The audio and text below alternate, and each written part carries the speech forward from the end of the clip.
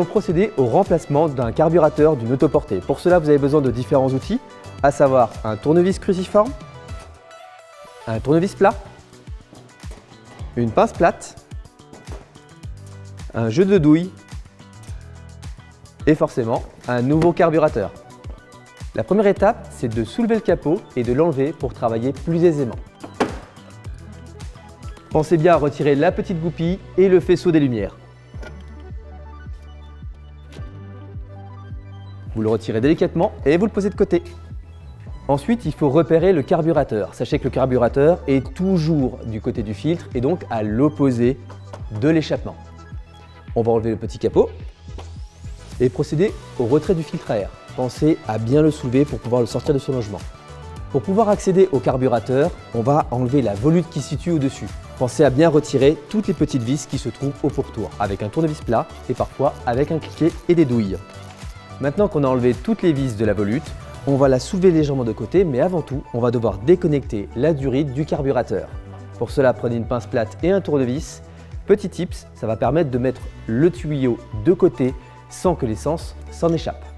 Retirez délicatement la durite et mettez-y tout de suite le tournevis dedans pour pas que l'essence s'en échappe et réservez-la de côté.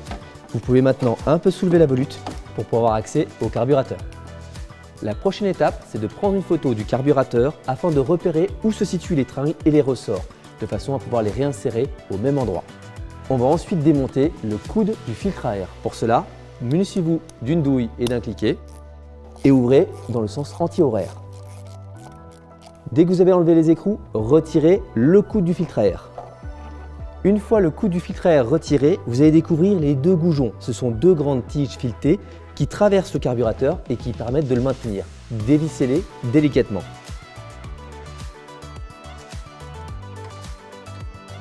Les goujons sont démontés. Attention, parfois sur certains carburateurs, il y a un petit faisceau du solénoïde qu'il faut déconnecter. Maintenant que votre carburateur est désolidarisé, il faut enlever les tringles. Le carburateur est déposé. On va prendre maintenant notre nouveau carburateur. Il suffit de répéter les étapes en sens inverse et on va commencer par les tringles.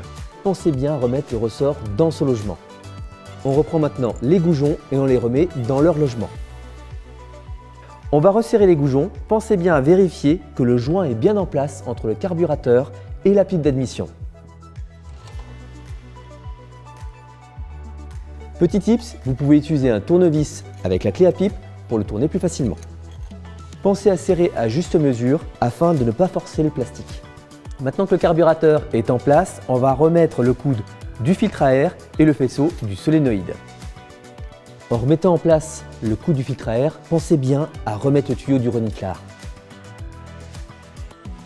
On va remettre maintenant les deux écrous pour maintenir le coude.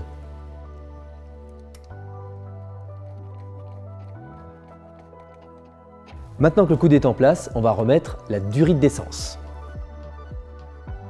On remet en place le collier. On continue en fixant la volute sur le moteur. Et pour finir, on va remettre en place le filtre à air.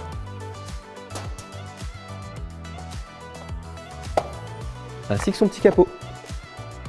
Toute dernière étape, on remet le capot en place du tracteur. N'oubliez pas de remettre la petite goupille et le faisceau des lumières. On referme le capot et votre carburateur est changé.